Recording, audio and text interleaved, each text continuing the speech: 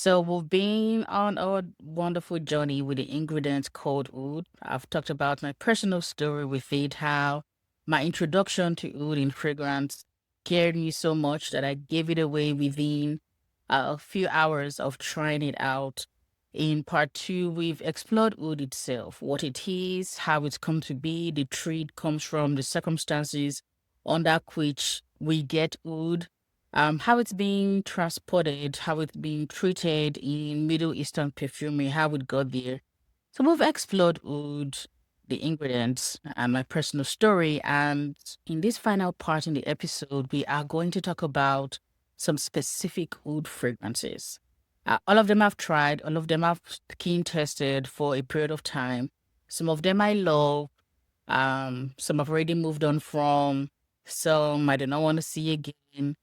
But every one of them has taught me something about what oud can actually do, how it can actually present in a fragrance, and how often perfume houses get the ingredient wrong. But first, this is Arabian Scent Files, the only fragrance series that treats Middle Eastern perfumery as a subject worth studying, not just a place to find cheap alternatives. Every episode goes deeper than the bottle. I'm Chizoba. Let's get into it.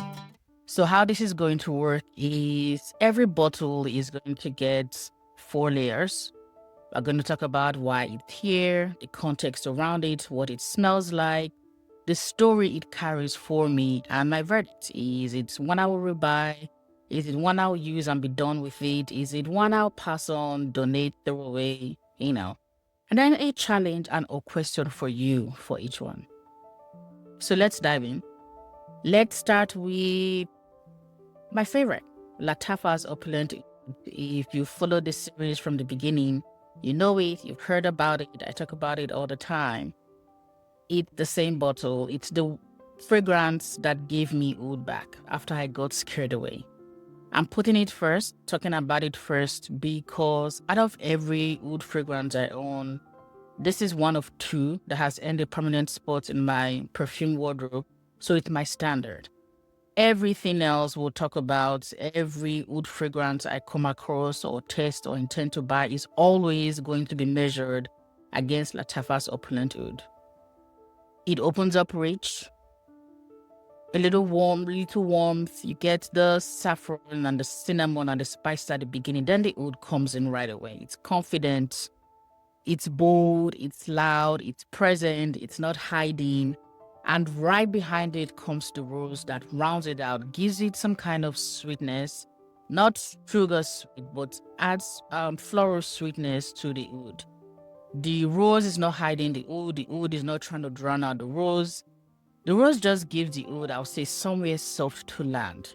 And they work really well together. I'm certain there's amber and cedar and other things in there, but that's what I pick up the most when I wear it. It's bold the whole way through.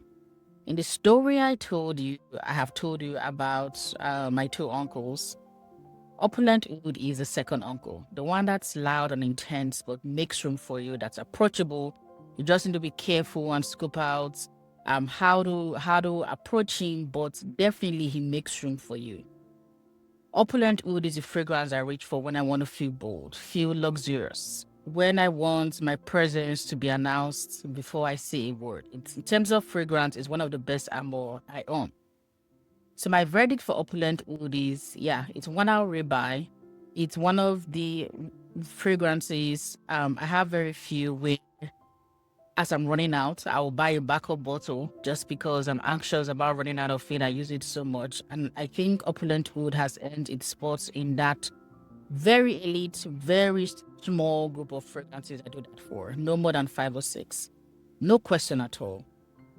If oud has ever scared you off, Lattafa's Opulent Oud is the one I would like you to try.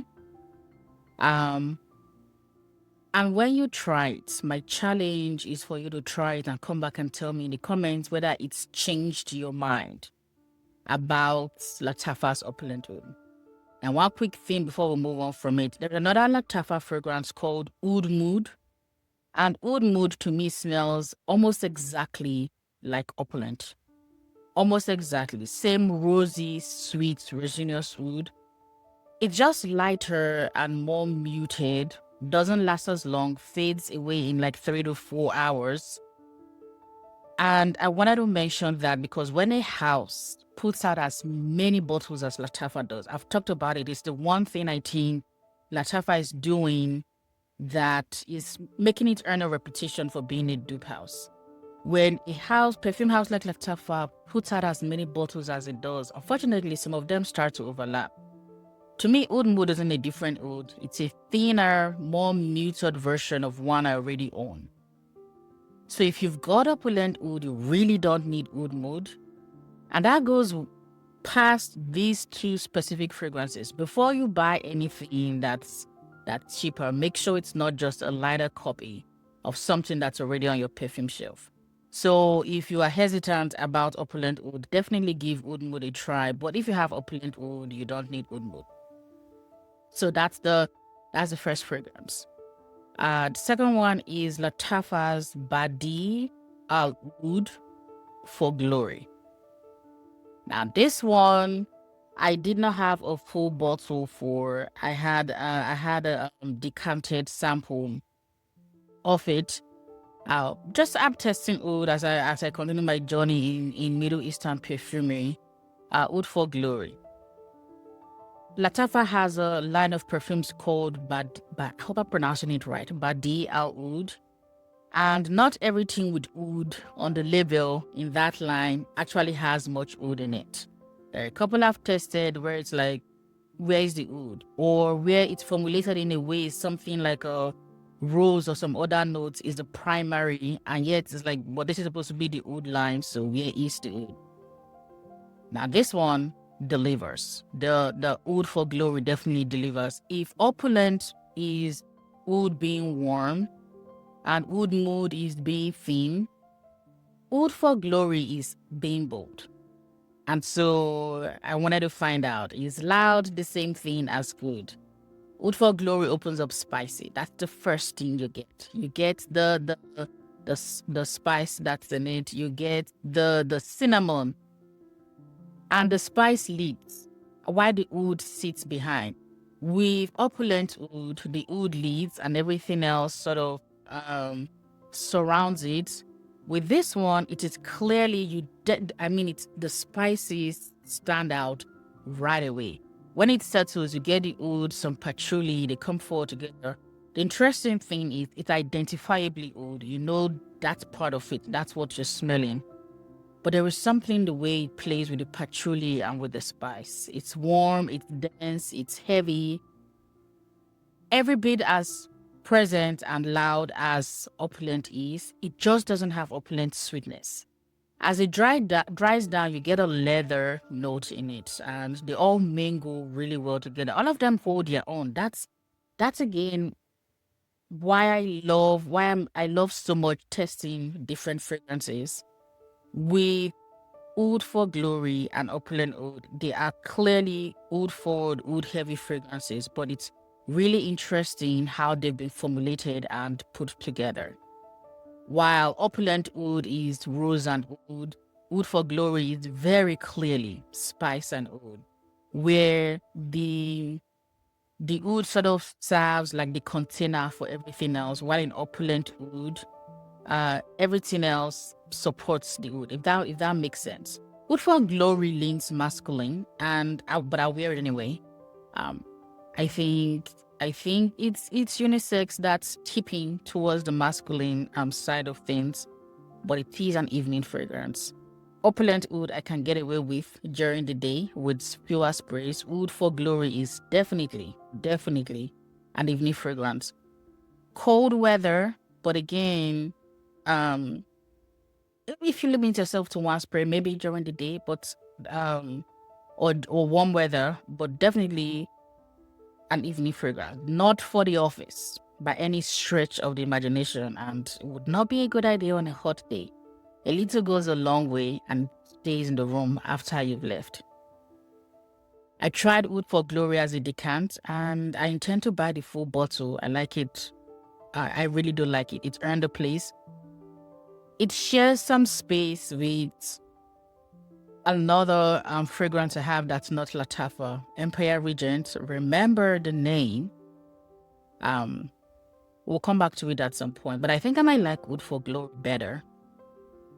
Although that might just be because it's the newest thing I've tried. I don't know. I'll try it again. Either way, it's really good. The spice, the projection, the way it lasts all day, and how it hangs in the room after you've gone. It's really good. My challenge or question: do you have two fragrances that feel like family? Same DNA, but one is grown up, or one is a more grown up version of the other one. So tell me the pair in the comments. So that's our second fragrance. The third one we'll talk about is, well, not the third one. Quick notes on the, I mentioned Lattafa has the Bade'e Al Oud line. One of them is called Al Oud Amethyst. That one is supposed to be oud and rose. Opens up with oud, smooth, fresh. You get bergamot that adds some freshness at the beginning. And I think the opening was genuinely lovely.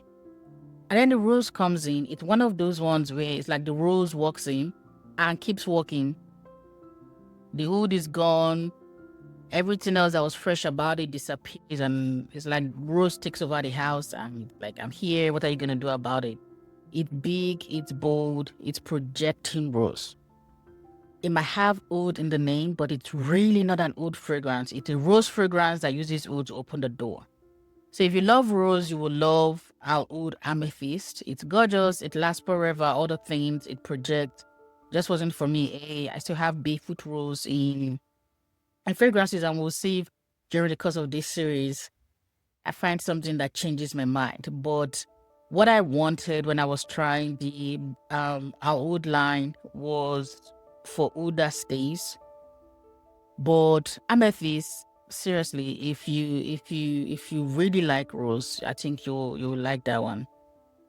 And remember the amethyst fragrance. This is a second one to keep in mind, because in a feature episode, oud and rose have a whole history together we will explore.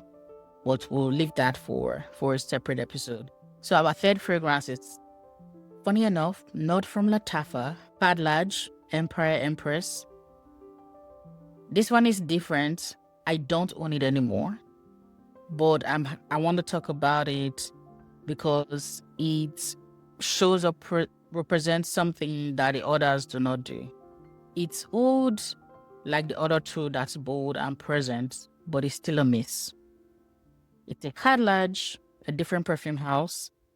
But on me, it dried down to straight, intense oud and leather. Dry, dominant, no sweetness, no softness, no nothing, no development. It opens up rough, harsh, doesn't settle into anything smoother, just stays loud.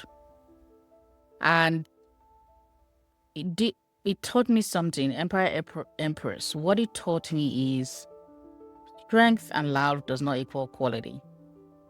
Empire Empress performs, lasts all day like you will not believe. Almost like Opulent Oud, like takes a couple of washes for the skin, the scent to get away from your skin. It just doesn't reward you for wearing it. So that's something to keep in mind when it comes to fragrance. Loud isn't the same as good. And that's a real face of oud to Empire Empress. It's just one that announces itself and does not give you anything back. So for me, Empire Empress is a pass. Definitely not buying it again. I give it away. Definitely a pass. But it is a Khadlaj, a perfume house with serious range. Might have uneven execution. Who knows? But Khadlaj is a different story. We'll tell in a different episode. My challenge is, have you ever owned a fragrance that performed beautifully and you still didn't like it? If so, tell me which one. And so here is where I land. So far, I've tasted a lot of oud, and out of everything we've talked about, Opulent Oud and Oud for Glory have earned a spot in my perfume wardrobe. One is rose and oud, one is spice and oud. There are two different ways to get the same ingredient right. The rest, beautiful some of them, interesting all of them. Oud Mood, a thinner copy of what I already have, Amethyst. Oud turned into Rose, Empire Empress, Loud, Nothing Bad. I mean, we've seen the different faces of oud. Oud, I think, is a hard ingredient to get right. But when a perfume house nails it, you get an opulent oud or you get an oud for glory. When they don't, you get something that lasts all day, projects really well, but really doesn't move you. So that oud isn't a smell, it's a whole language. And unfortunately, not everyone speaks it well, even though they are in the business of making it. There is one more bottle we've talked about this episode in previous parts. The one that started all of this, and that's Bade'e Al Oud, my very first oud, the one that scared me so badly. I gave it to my brother. Full transparency, he gave it back to me for this series so I could try again. See if I get the vanilla in it. It's been sitting here as I've been filming. I could try it again, even on camera, but honestly, I'm not going to. I'm not ready. After all of it, after finding out the history of oud, the 14th centuries, everything I know about how it's made, I'm not gonna lie, Bade'e Al Oud still scares me. I still cannot shake. It's going on a year now, maybe, since I tried it. It still has a hold on me. I still can't shake that initial impression I got. So essentially, oud has been scaring and seducing people for 1400 years. I think it can wait a little longer for me, and I will wear it. I will try it. I will test it again and give it another shot, especially now that I've learned more about the ingredient. Just not today. It's gonna take me a minute. So that's oud. We've explored the ingredient that is and so in our next episode, we're going to stop looking at one ingredient and we will go back into looking at another perfume house. One that I think is an underrated giant. And that perfume house is Khadlaj. I will see you there.